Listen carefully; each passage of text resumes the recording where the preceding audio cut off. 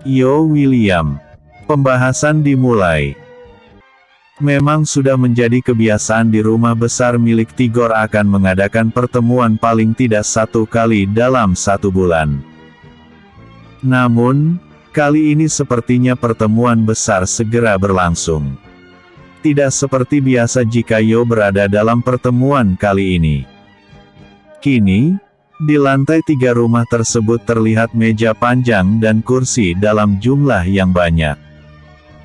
Tidak lupa juga di ruangan tersebut terlihat alat pengeras suara. Tapi bedanya, di setiap meja terletak juga reboots. Mungkin mereka tidak ingin isi dari pertemuan tersebut terdengar sampai keluar ruangan, walaupun di ruangan tersebut memiliki peredam suara. Namora, pemuda dingin yang tadinya berangkat dengan sang paman, begitu mengetahui bahwa Yo juga berada dalam pertemuan tersebut segera berdiri di belakang pemuda yang lebih tua dari dirinya sekitar 2 tahun itu. Melihat Namora menghampiri dirinya dan langsung berdiri di belakang, Yo langsung tersenyum, lalu menoleh ke belakang dan berbisik. "Woi, aku tadi habis makan jengkol. Kalau ada aroma yang tidak sedap, harap kau maklumlah ya." Semakin membatu wajah Namora mendengar bisikan dari Yo. Tapi apa daya, dia tidak berani menjawab, karena di sana ada Tigor. Berani menjawab, niscaya dia akan digebuk oleh ayahnya. Kini, semua orang sudah menempati kursi masing-masing. Kemudian, mereka semua membungkuk kecuali Rio, begitu Yo berjalan dengan didampingi oleh R4 dan Namora. Sudah. Duduk saja kalian semua. Jangan bikin aku terlihat seperti anak kurang ajar, kata Yo yang langsung menuju ke kursinya. Setelah Namora menarik kursi yang sedikit berbeda dari kursi yang lainnya untuk Yo, pemuda itu pun segera duduk setelah sebelumnya mengucapkan terima kasih kepada Namora. Terima kasih. Dan, mari kita mulai perbincangan dari pertemuan ini. Dasar keluarga Miller. Karena mereka, setiap saat harus mengadakan pertemuan. Sampai-sampai aku sulit membedakan mana wajahku dan mana meja, gerutu Yo yang sekali lagi membuat mereka mengulum senyum. Paman Rio. Berita apa yang ingin Paman sampaikan? Sebagai anggota kepolisian, terima kasih atas kepercayaan Paman karena mau duduk satu meja dengan kami, yang bisa dikatakan sebagai kelompok abu-abu ini, ujar Yo lagi sambil tersenyum. Ah, kau terlalu merendah Yo. Apapun itu, asalkan dia adalah masyarakat, dan warga negara Indonesia, dia bisa berkontribusi untuk negara. Walaupun kau bukan warga negara, tetapi setidaknya, orang-orang yang kau miliki di sini 90% adalah warga negara Indonesia. Jadi, tidak ada salahnya saling mengandalkan. Jika tidak ada rotan, akar pun jadi. Asalkan manfaatnya sama. Ada hal-hal yang tidak bisa dilakukan oleh pihak kepolisian, karena kami bertindak sesuai hukum dan undang-undang yang telah ditetapkan oleh negara. Tapi kalian hanya terikat dengan hukum organisasi. Terkadang, ada hal-hal yang itu benar untuk dilakukan, tapi salah dalam undang-undang. Ini karena, segala sesuatunya memerlukan bukti, saksi serta pengakuan. Berbeda dengan kalian. Jika mengetahui bahwa ada oknum yang bersalah, kalian tidak perlu banyak unek-unek. Langsung ditindak, kata Rio dengan basa-basi yang panjang kali lebar dan kali tinggi. Aku sepertinya dapat menangkap maksud dari perkataan Paman tadi. Apakah Paman tidak mampu memberantas geng tengkorak karena tidak cukup bukti? Tanya Yo. Tigor yang mendengar pertanyaan dari Yo segera memandang bergantian antara Yo dan Rio. Apa benar dugaan dari ketua kami itu, Rio? Tanya Tigor kemudian. Rio mengangguk lesu sebelum menjawab. Benar Bang. Mereka tidak mau mengakui dari komplotan mana mereka berasal, walaupun sudah berbagai metode yang kami lakukan untuk mengorek keterangan. Maka dari itulah mengapa aku katakan bahwa ada hal-hal yang tidak bisa dilakukan oleh pihak kepolisian, walaupun kami mengetahui dari mana mereka berasal. Ini karena, tidak cukupnya bukti yang bisa memberatkan mereka di mata hukum. Mereka ini tidak akan bisa hanya dengan tangkap dan penjara saja. Kejadian yang sama akan kembali berlaku andai mereka bebas kelak, ujar Tigor yang sudah paham betul tentang sepak terjang para mantan anggota geng tengkorak yang telah mereka hancurkan sekitar 20 tahun yang lalu. Walaupun sudah hancur lebur, namun mereka bisa bangkit kembali, dan membentuk kekuatan baru. Andai pemberantasan terhadap geng tengkorak ini masih menggunakan cara yang sama, sepertinya itu hanya bersifat sementara. Karena mereka pasti akan bangkit lagi. Bahkan bisa lebih berbahaya. Aku juga buntu Bang. Tidak mungkin aku menggunakan hukum rimba. Nanti apa kata mereka tentang aparat kepolisian yang main tangkap sembarangan saja tanpa bukti yang kuat? Keluh Rio yang tampak frustasi. Rio, sekali ini, tutup matamu. Kami tidak meminta kepadamu untuk mengkhianati seragam yang kau kenakan. Kami hanya meminta agar kau menutup mata untuk kasus ini. Serahkan kepada kami. Mereka tidak bisa ditangkap. Mereka harus dikubur. Sekarang, kau bisa bekerja sama dengan kami. Kami akan menggulung mereka semua dalam sekali gebrakan. Ingat, mereka tidak bisa ditangkap dan dipenjarakan. Kali ini, mereka harus benar-benar musnah. Aku menduga bahwa mereka akan menjual jasa mereka kepada keluarga Miller. Aku sangat yakin 100%, kata Tigor dengan keyakinan tinggi. Rio mengangguk pelan mendengar permintaan dari abang kandungnya itu. Dia tahu bahwa hanya itulah satu-satunya cara untuk menuntaskan serangkaian kasus yang ditimbulkan semenjak keluarga Miller datang ke negara ini. Mafia harus diberantas dengan cara mafia pula. Ya, aku mungkin terikat dengan undang-undang dan hukum. Baiklah. Aku akan menutup mata untuk hal ini. Segera usir mereka dari negara ini. Aku tidak tahu entah sudah berapa banyak pejabat yang telah mereka suap. Polisi saja tidak akan bisa menangani mereka. Rio akhirnya setuju juga dengan gagasan dari Tigor. Hal ini tentu saja membuat semua orang yang berada di ruangan itu menarik nafas lega. Memang tidak sulit untuk menggulung keluarga Miller ini. Hanya saja, jika ingin melakukannya dengan mulus tanpa cacat, maka Yo harus melibatkan banyak pihak. Yo tahu bahwa untuk saat ini para mahasiswa sedang menyelidiki limbah pabrik yang membuat banyak ikan di Kuala Nipah lari ke tengah. Yo juga tahu bahwa masyarakat Kuala Nipah saat ini sedang tercekik dengan hutang berbunga besar. Dan itu juga karena ulah dari keluarga Miller. Saat ini, Yo sedang mengembangkan tempat rekreasi di Kuala Nipah. Lambat laun, proyeknya tersebut pasti akan berbenturan dengan proyek milik keluarga Miller. Di sini perang yang sesungguhnya akan terjadi. Keluarga Miller boleh saja merasa berada di atas angin untuk saat ini. Tapi itu tidak akan lama.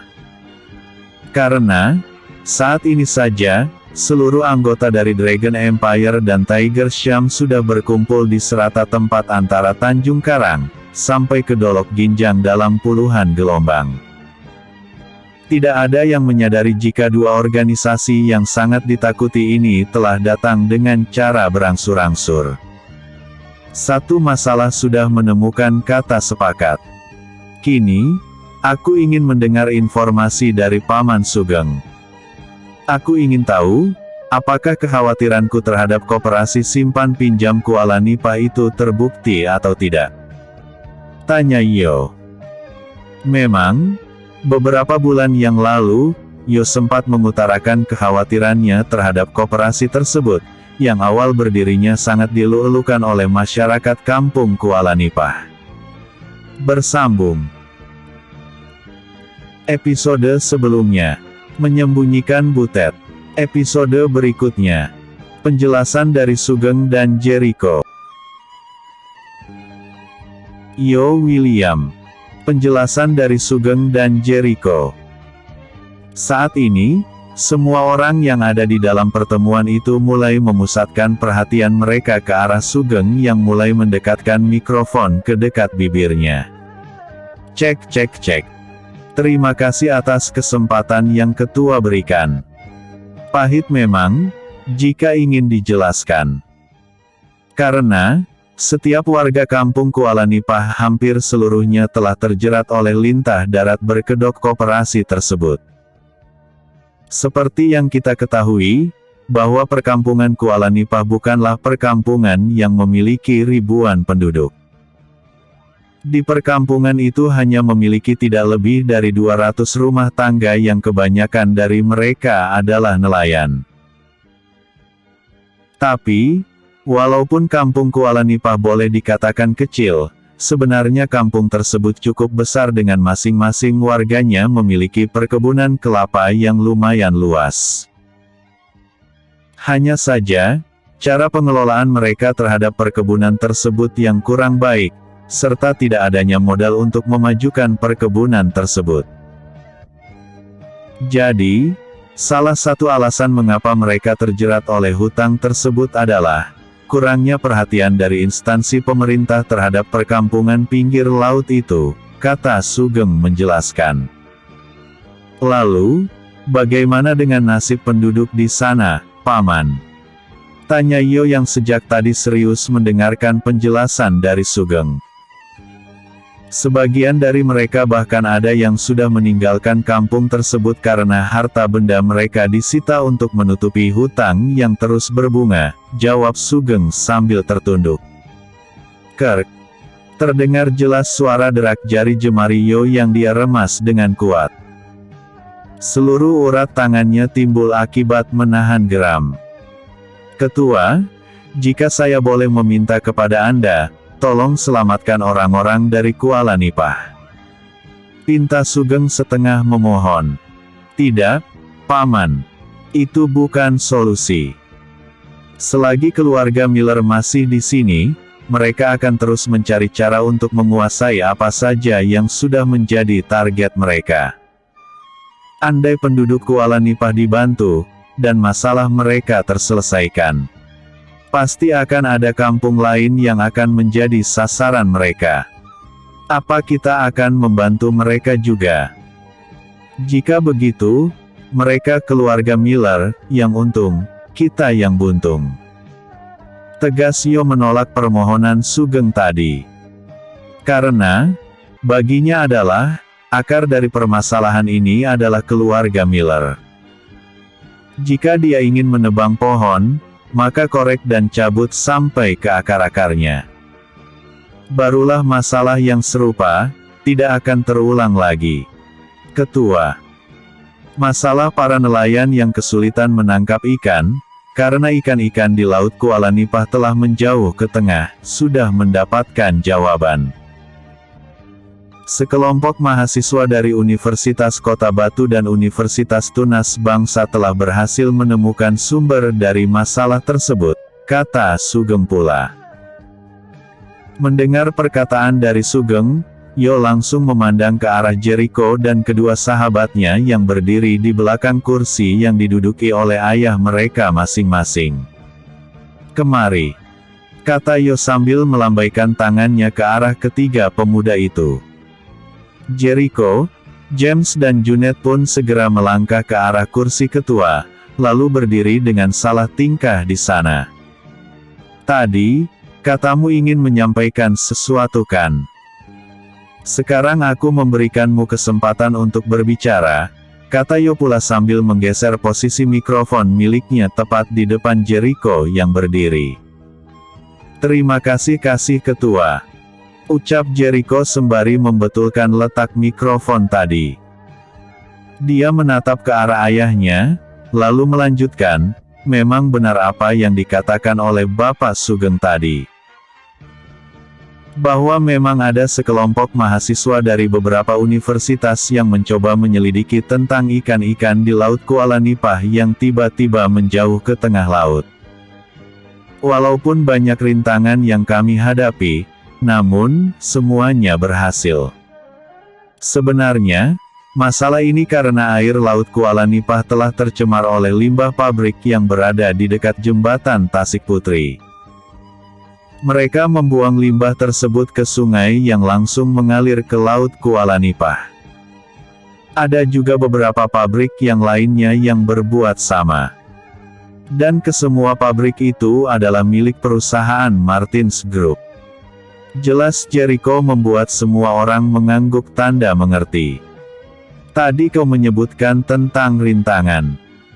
Apakah ada yang mencoba menghalang-halangi kalian dari melakukan penyelidikan?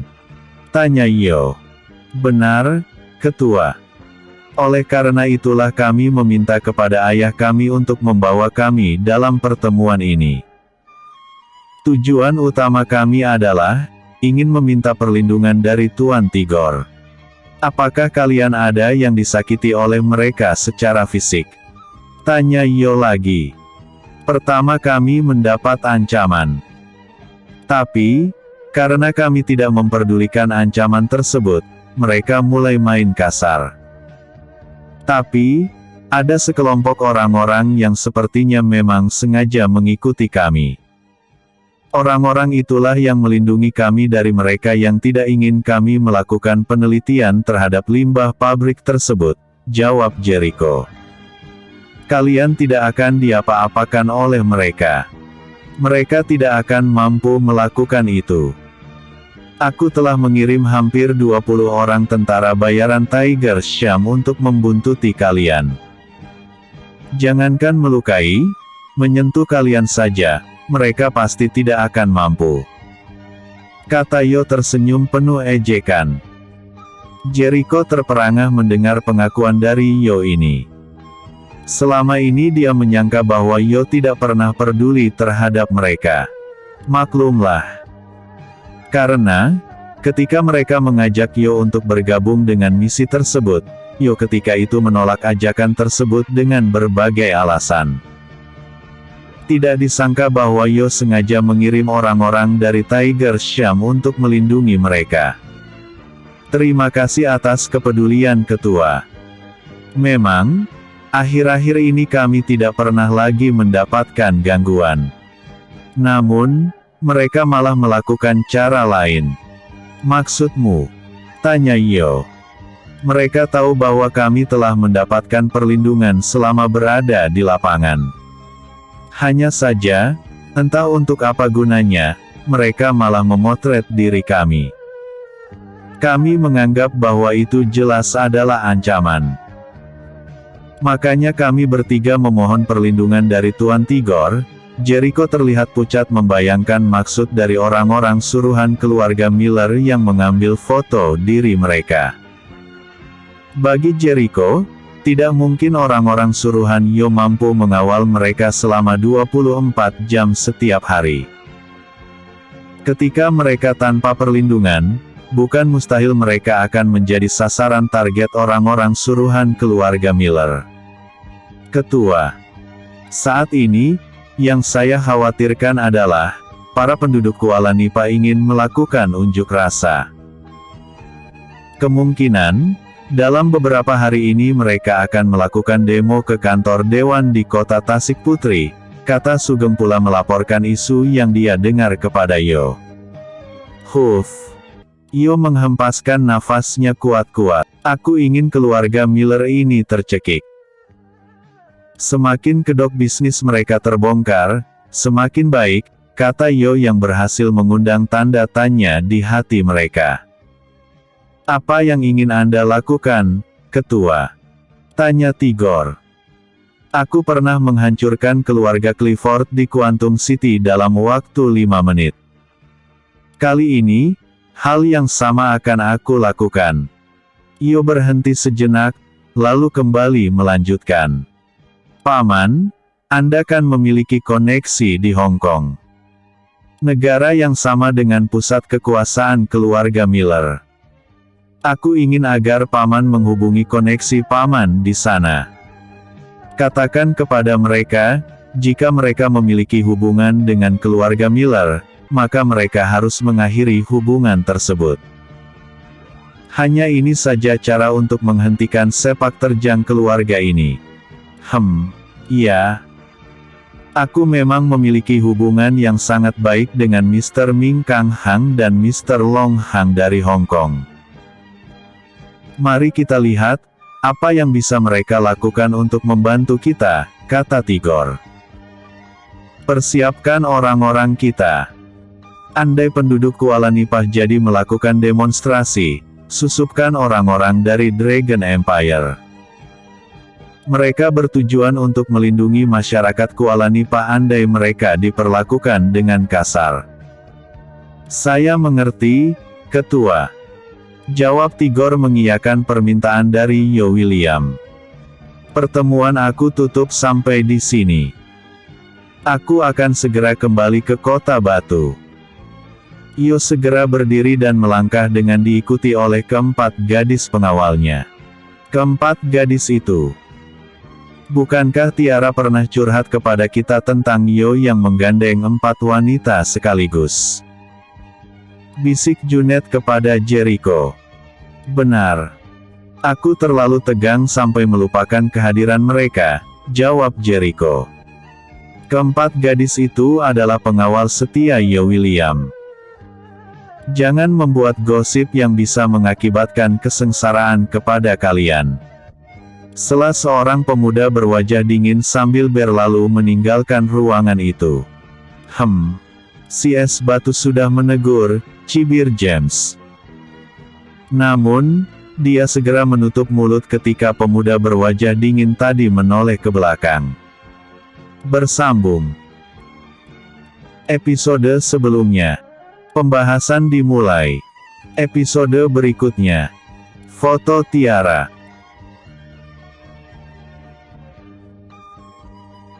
Yo William. Foto Tiara.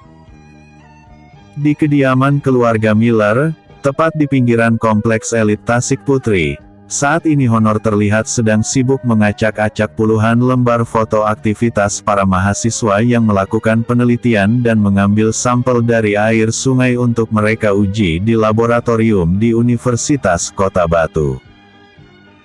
Jelas ini adalah kegiatan yang sangat mengancam bagi keberadaan keluarga Miller di kota Tasik Putri, bahkan di negara ini. Mereka bisa terusir untuk yang kesekian kalinya andai penelitian yang dilakukan oleh sekelompok mahasiswa dari beberapa universitas ini berhasil. Karena, jenis limbah ini adalah jenis yang lain dari yang lainnya.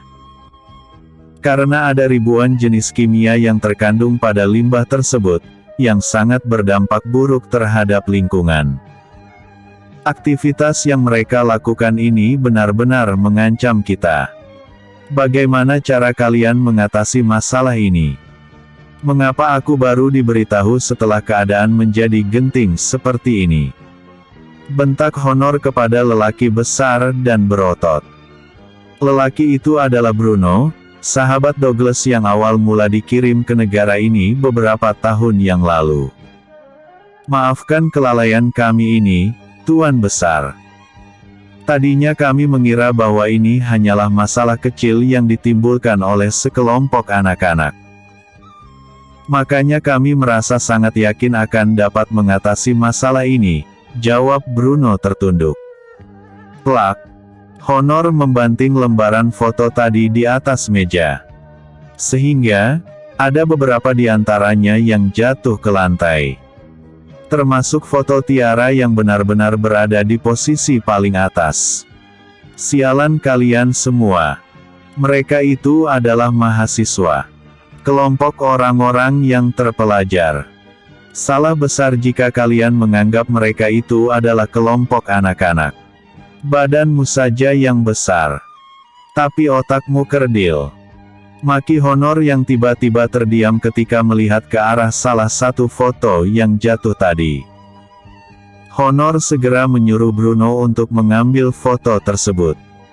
Padahal posisi foto itu tepat di ujung kakinya. Ambil foto itu.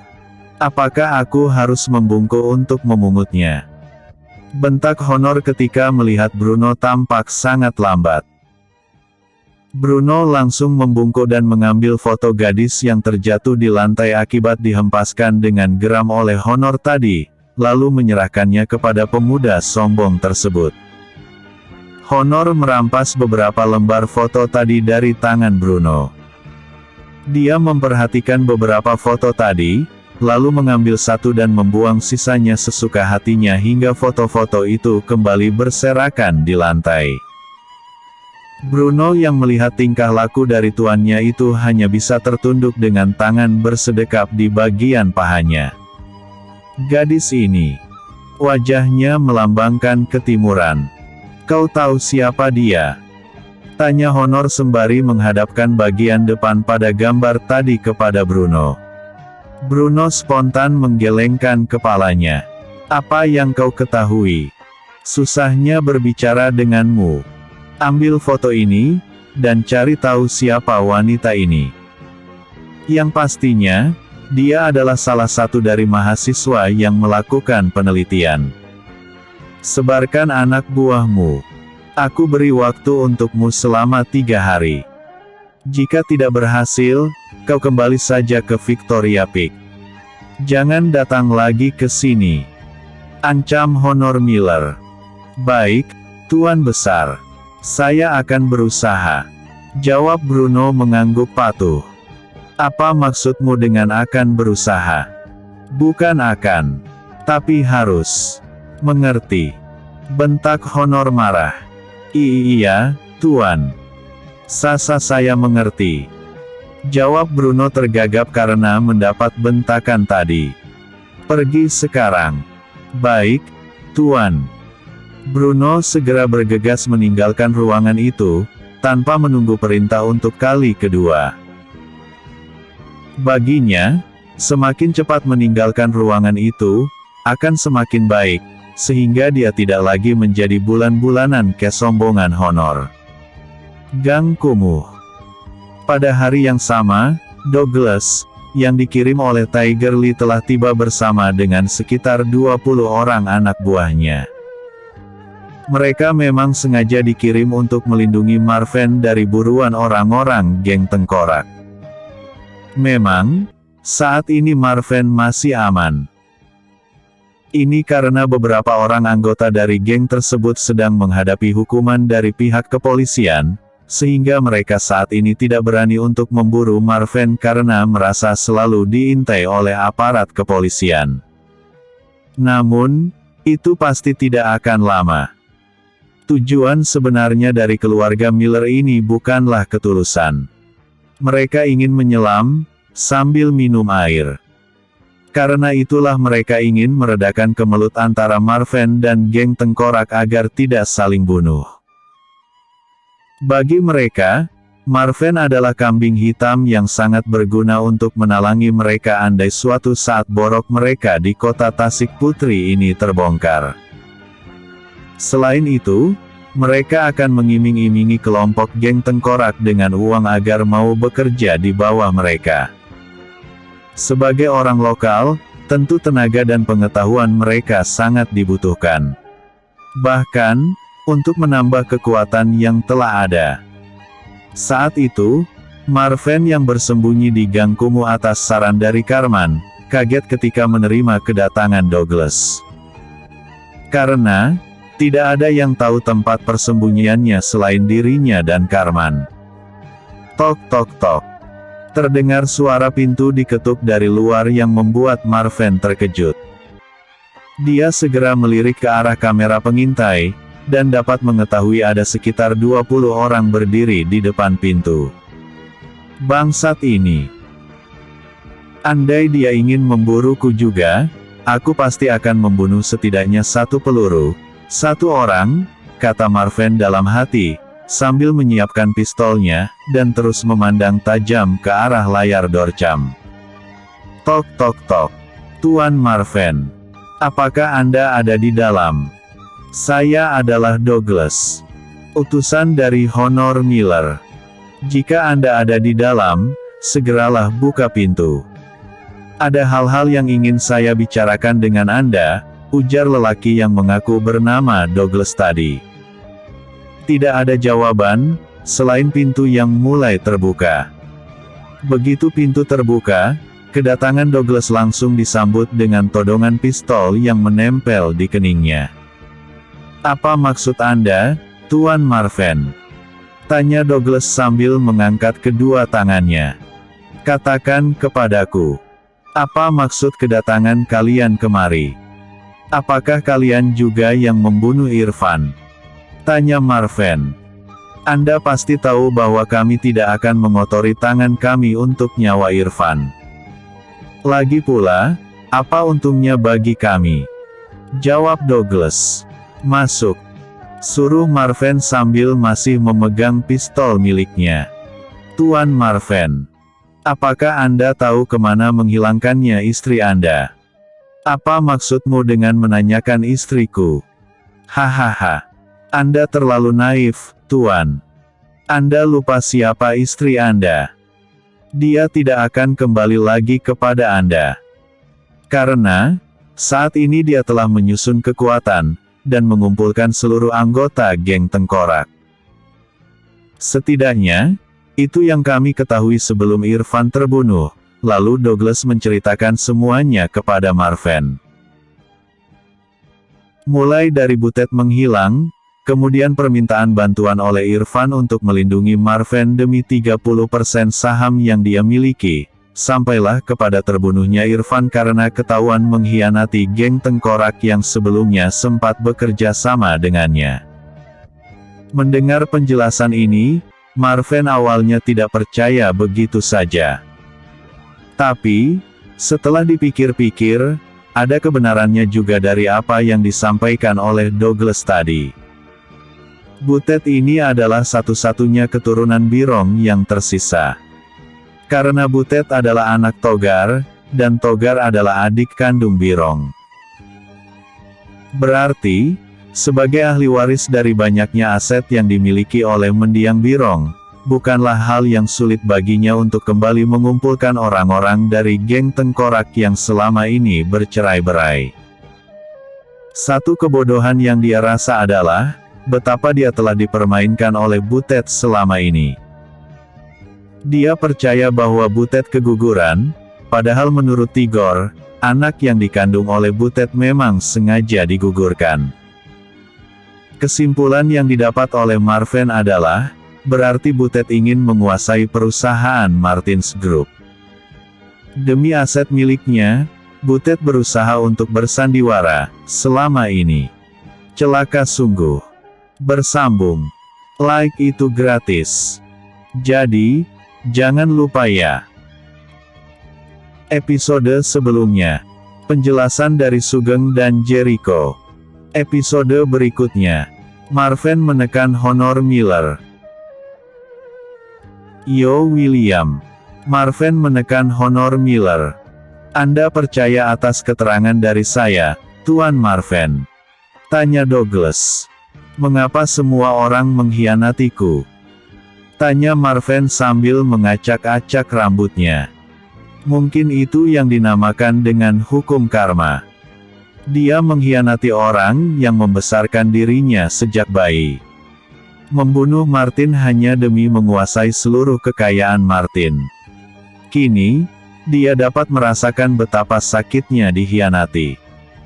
Mungkin arwah Martin tersenyum di sana melihat hukum karma menimpa Marvin yang tak tahu diuntung ini. Douglas, untuk apa kau kemari? Baru Marvin menanyakan maksud kedatangan utusan dari Honor dan Tiger Lee ini. Tadi dia terlalu curiga sampai-sampai lupa menanyakan maksud kedatangan orang-orang tadi.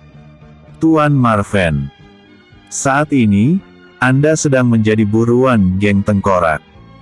Karena, kalau Anda mati, otomatis saham yang Anda miliki akan diwariskan kepada Butet. Karena, Butet ini masih berstatus sebagai istri Anda yang sah. Oleh karena itu, Tuan kami, yaitu Honor Miller mengirim kami ke sini untuk melindungi Anda dari ancaman Butet dan orang-orang di sekitarnya, jawab Douglas atas pertanyaan Marvin tadi. Dia merasa lega juga karena Marvin bisa diajak bicara baik-baik. Ini lebih baik daripada moncong pistol menempel di keningnya seperti tadi. Begitu ternyata. Aku sudah terlanjur hancur-hancuran. Apa kalian menganggap bahwa aku takut mati untuk saat ini? Aku tahu ada kepentingan terselubung dari tuanmu untuk melindungiku. Aku tidak terlalu bodoh. Sekarang, aku ingin mengatur ulang kesepakatan antara aku dan Honor. Sebaiknya kalian pulang saja. Katakan kepada Honor, bahwa dia harus datang kepadaku di sini. Aku menunggunya. Tegas Marvin yang tahu bahwa tidak mungkin Honor Miller akan membuang waktunya dan tenaga jika tidak ada maksud terselubung. Saya tidak memiliki kapasitas untuk itu, Tuan Marvin. Karena, saya hanya diutus untuk melindungi Anda.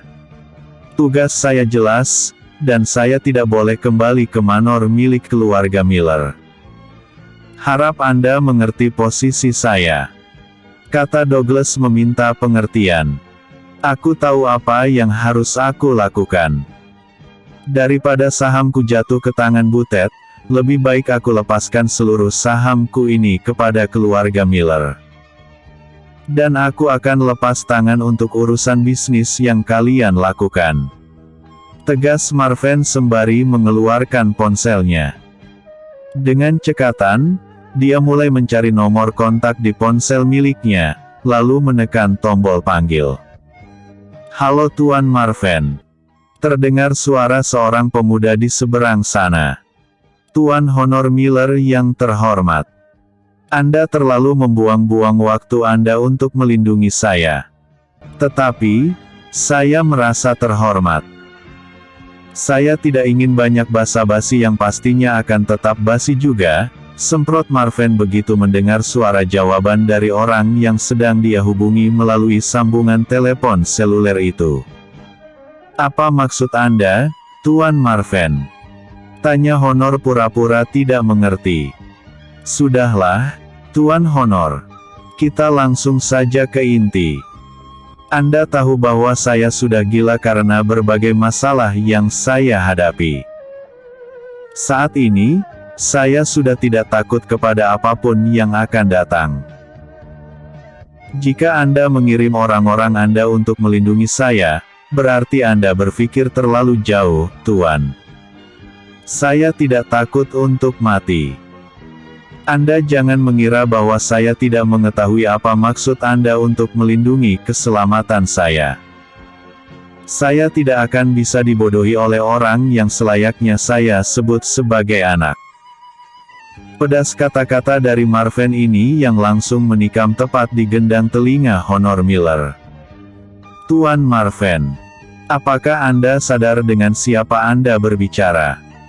Bentak Honor yang mulai tersulut emosi. Saya lebih dari tahu. Anda adalah sumber dari masalah ini. Anda adalah pendatang asing, Anda ingin mengeruk keuntungan dengan memperalat Irfan agar membujuk saya bekerja sama demi bisnis sialan yang Anda kelola. Apakah Anda ingin kembali menanyakan kepada saya siapa Anda? Pertanyaan bodoh seperti apa itu, Tuan Honor? Prang! Terdengar suara sesuatu dibanting. Mungkin Honor terlalu emosi sampai-sampai dia membanting gelas. Jangan mengancamku dengan kemarahan Anda, Tuan. Saya adalah putra daerah di sini. Anda hanya menumpang nama. Surat perjanjian kesepakatan kerjasama kita ada di tangan saya. Jika Anda merasa bahwa Anda mampu mengendalikan saya bisa mengembalikan uang Anda dan membatalkan kesepakatan kapan saja saya mau. Saya tidak suka diancam, dan mengancam. Sekali lagi saya katakan, saya tidak bodoh. Kata Marvin lagi dengan tegas. Jelas saja dia pintar sekarang. Karena, setiap hari digosok oleh Cartman yang mengatakan bahwa Honor Miller ini memiliki agenda tersembunyi dengan kesepakatan itu. Lalu, apa yang Anda inginkan, Tuan Marvin? Tanya Honor mengalah. Aku ingin keuntungan 50-50. Bagaimana? Tanya Marvin. Apakah Anda sudah gila? Bentak Honor berang. Saya sarankan kepada Anda, Tuan. Percaya atau tidak, bahwa, ketika Anda makan terlalu kenyang, maka Anda akan muntah. Anda hanya memberikan 15% kepada saya. Anda genapkan 30% karena saya adalah CEO di Martins Group. Anda keterlaluan, Tuan Honor.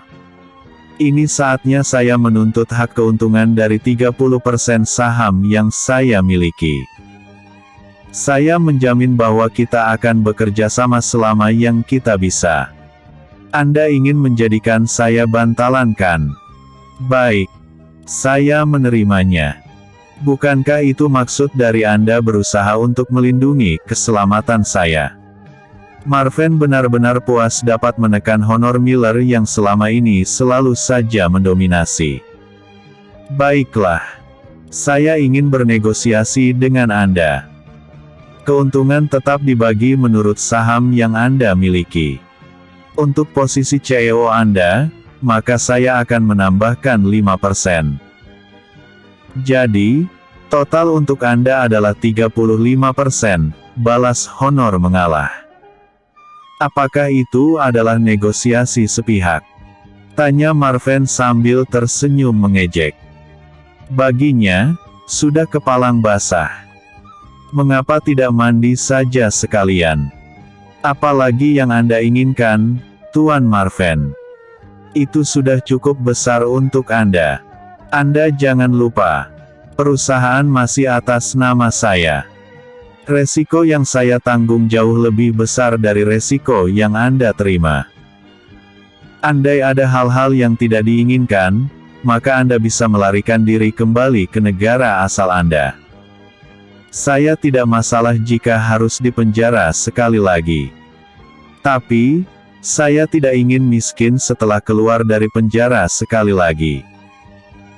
Pengalaman telah mengajarkan saya, bagaimana rasanya tidak punya apa-apa ketika terbebas dari tahanan, ujar Marvin. Lalu, berapa banyak yang Anda inginkan? Honor benar-benar mati kutu menghadapi keuletan dari Marvin. Baiklah, Tuan. Saya menginginkan 40-60%. Jika setuju, maka kita deal. Jika tidak, maka kesempatan akan jadi perkedeal. Baiklah. Saya setuju. Anda boleh kembali keluar dari persembunyian. Saya menjamin keselamatan Anda. Hahaha. Saya sudah tidak peduli dengan keselamatan saya. Apalagi yang saya miliki. Adik telah mengkhianati saya. Dan dia mendapatkan hukuman dari pengkhianatan yang dia lakukan. Istri juga telah mengkhianati saya. Lalu, apa lagi yang saya takutkan? Sekali hidup, sekali mati. Tapi aku ingin mati sebagai orang kaya. Tidak ingin melarat. Hahaha. Anda terlalu pandai bersenda gurau. Baiklah. Kita sepakat. Kata Honor Miller yang sudah mati langkah. Segera saya akan keluar dari tempat pengap ini. Jawab Marvin, lalu mengakhiri panggilan. Douglas. Kau adalah saksi atas kesepakatan ini. Pembicaraan antara aku dan Honor juga sudah aku rekam. Ingat, Marvin bukan bodoh. Kata Marvin berdiri. Dia terus tertawa terbahak-bahak sambil melangkah keluar dengan diikuti oleh Douglas yang hanya bisa menggeram dalam hati. Begitu Marvin sampai di luar, dia langsung dipersilahkan oleh Douglas untuk memasuki mobil, lalu meninggalkan area gang kumuh tanpa mengetahui, ada dua orang yang memperhatikan mereka. Ben, cepat ambil rekamannya. Baik, kau tunggu di sini, kata lelaki berbadan tegap bernama Ben tadi. Ben lalu melirik ke kanan dan ke kiri, lalu segera membuka kunci pintu dengan alat yang sudah dia persiapkan. Sialan. Tidak sia-sia kita menunggu di sini beberapa hari ini. Dengan ini, kita akan mengetahui apa saja aktivitas Marvin selama berada di tempat persembunyiannya ini, kata Ben sambil melemparkan sesuatu kepada sahabatnya tadi. Ayo kembali ke kota batu untuk menemui ketua. Mari, ajak Ben. Kedua orang itu pun langsung bergerak cepat meninggalkan rumah tempat persembunyian Marvin selama berada di gang kumuh ini, untuk kembali ke kota batu. Bersambung. Jangan lupa like. Gratis kok. Episode sebelumnya. Foto Tiara. Episode berikutnya. Sikapku, tergantung sikapmu. Universitas Kota Batu. Yo yang sedang berada di kelas terpaksa terganggu dengan getaran yang bertubi-tubi di ponselnya. Sambil melirik ke arah dosen yang memberi materi pelajaran pagi itu, dia kini bergantian melirik ke arah bawah, di mana dia menyembunyikan handphone miliknya. Ketua, misi telah berhasil, begitulah isi pesan teks yang dia terima. Marvin telah keluar dari tempat persembunyiannya. Apakah ketua ada perintah lain yang harus kami kerjakan? Woi, aku sedang ada kelas. Jangan ganggu. Balas Yo melalui pesan teks, lalu menonaktifkan ponselnya. Dia menggerutu di hatinya karena orang-orang dari Tiger Sham ini tidak tahu bahwa dia adalah anak kuliahan. Tidak ada lagi pesan yang masuk setelahnya. Keletuk. Aduh. Spontan Yo mengadu ketika merasakan sesuatu menghantam jidatnya. Setelah dia perhatikan, ternyata yang terbang tadi adalah kapur tulis sepanjang 1 inci melesat dengan sangat manja mencium keningnya. Dia segera melihat ke arah datangnya kapur tulis tadi. Di depan, dia melihat lelaki gendut tua dengan kacamata tebalnya menatap geram ke arahnya. Hehehe. Maaf Pak Prof, kata Yo cengengesan dengan kedua tangannya mengatup di depan dada. Perhatikan materi yang aku berikan. Atau, keluar dari kelasku. Baik Pak. Saya memperhatikan. Jawab Yo. Dosen tadi kembali memberikan materi pelajaran. Namun, Yo tetap saja tidak bisa tenang. Karena, gangguan kini datang dari arah lain. Sweet. Haduh. Apalagi ini? Gerutu Yo sambil melirik ke arah siulan tadi. Di seberang sana, dia melihat Senita Patrick mengejek ke arahnya. Rasakan kau. Ejek gadis itu membuat Yo geram seperempat mati. Ni untukmu, kata Yo menunjukkan bogemnya. Senita Patrick cekikikan dan segera membuang wajah ke arah Talia Gordon yang juga tersenyum lucu. Kalian bertiga belajar dengan benar. Sebelum aku mengusir kalian keluar dari kelas, bentak sang dosen yang sudah naik darah. Hening seketika. Yang ada hanya tawa tersembunyi dari Yo yang langsung dibalas cekikikan tertahan oleh kedua gadis tadi. Profesor ini galak sekali, bisik Senita Patrick kepada Talia Gordon. Sudahlah. Apa kau mau bernasib sama dengan Kakio? Ih, takut. Jawab Senita yang langsung berpura-pura memperhatikan mata kuliah yang diberikan oleh dosen. Kak, kau harus mentraktir kami. Tagih Senita begitu kelas berakhir. Aku tidak punya uang, jawab Yo lesu. Sudahlah. Jangan menagih traktiran dari orang yang berambisi menjadi kaisar bisnis. Sudah pasti dia akan sangat kikir, ejek Talia pula. Geram sungguh hati Yo mendengar ejekan yang sangat merendahkan tersebut. Darah mudanya segera memanas. Jangankan makanan. Kursi kantin pun jika kau makan, akan aku bayar. Marah Yo karena mendapat ejekan tadi. Apa kakak anggap kami ini rayap? Dasar kikir, ejek Senita yang langsung ngeloyor pergi sambil menarik tangan Thalia. Kalian itu dua wanita sialan. Pantas saja Namora menjadi kurus kering karenamu. Maki Yo sewot. Up to you. Balas Senita Patrick cuek. Bodoh amatlah. Daripada Tiara melihatku dengan mereka, lebih baik aku mencarinya, kata Yo pula yang langsung mengambil jalan berlawanan untuk segera turun ke pelataran kampus. Tiba di bawah, Yo melihat Senita sedang memeluk tangan Namora yang terlihat sangat tertekan dan menggigil. Dia menduga bahwa sudah pasti saat ini Namora merinding disco mendapat perlakuan seperti itu. Namora, kita makan. Aku akan mentraktir apa saja yang kau mau, ajak Senita Patrick sambil terus memeluk lengan pemuda yang seperti terserang demam tinggi. Namora melirik ke belakang. Ketika dia melihat ada seorang yang menatap penuh ejekan ke arahnya, wajah Namora semakin berubah menghitam. Apa yang sedang kakak lihat? Tanya Senita manja. Kakak, tanya Namora dalam hati. Tumben panggilan untukku sekarang berubah jadi kakak. Batinnya lagi. Aku sedang melihat Yo, jawab Namora tergagap. Biarkan saja Kakio itu. Dia sudah terlalu sial hari ini, acuh Senita yang langsung menarik tangan Namora. Mendadak pemuda merasakan kebelet pipis diperlakukan seperti itu. Thalia, kau tidak ikut sekalian? Tanya Senita berbasa-basi. Padahal, dalam hatinya dia ingin sekali agar Thalia menolak ajakannya. Sialnya, Thalia malah mengangguk seraya berujar. Iya, aku juga lapar.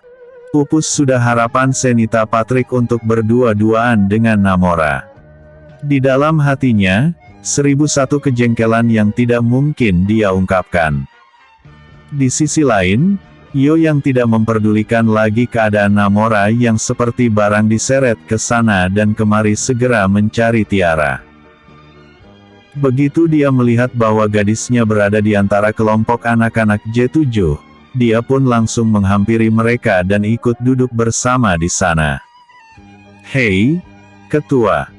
Sapa Jericho yang langsung dijawab dengan mata melotot oleh Yo. Ku tonjok baru tahu kau. Maki Yo membuat Jericho tertawa kecut. Kalian pada ngumpul di sini. Apakah saya boleh join? Tanya Yo basa-basi. Padahal, dia sudah duduk di antara mereka. Silahkan. Tidak diizinkan pun kau sudah duduk, cibir Jais bercanda. Sepertinya kalian sedang membicarakan sesuatu yang sangat serius. Boleh aku tahu apa itu? Tanya Yo lagi. Tiara yang duduk tidak jauh dari Yo segera merapatkan dirinya, lalu berbisik. Yo, kami telah melakukan riset terhadap sampel limbah di pabrik dekat jembatan Tasik Putri.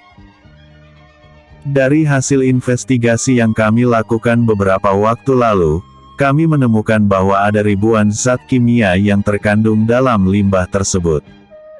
Salah satunya adalah kokain. Dapat dipastikan bahwa pabrik itu bukanlah pabrik ikan sarden, melainkan ada sesuatu yang tersembunyi di sana. Jika memang limbah dari pabrik itu adalah hasil dari pemprosesan ikan sarden, sudah pasti limbah tersebut tidak akan mengandung zat kimia yang sangat berbahaya.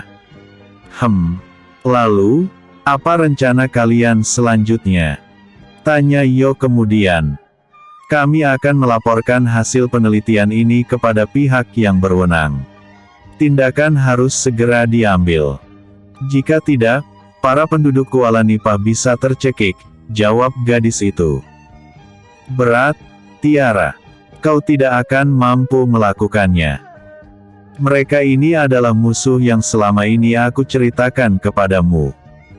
Jika kau mengusik mereka, kau akan dicelakai. Percuma saja aku menjauhimu jika kau malah mencari bahaya sendiri. Lalu, apakah kau menjauhiku dengan alasan tidak ingin aku dalam bahaya kau manfaatkan untuk mendekati Thalia Gordon? Tembak Tiara tanpa tedeng aling-aling. Merah padam wajah Yo mendapat jawaban yang meluncur begitu saja dari bibir Tiara. Kapan kau bisa mengerti tentang keadaanku, Tiara? Tingkah kekanak-kanakanmu itu lama-lama membuat aku muak, kata Yo segera berdiri. Tiara berusaha menahan tangan Yo dengan cara menariknya. Tapi Yo segera mengibaskan tangan Tiara, kemudian berlalu pergi. Semua orang melongo menyaksikan kejadian itu. Tidak ada yang tahu pasti mengapa tiba-tiba Yo jadi naik darah seperti itu. Bahkan, kini Yo telah bersikap kasar kepada Tiara. Tega sekali kau Yo, kata Tiara dalam pesan teks yang diterima oleh Yo. Hidupku aku dedikasikan untuk misiku. Cinta terlalu kecil untuk menghambat langkahku. Sikapku tergantung seperti apa kau memperlakukanku.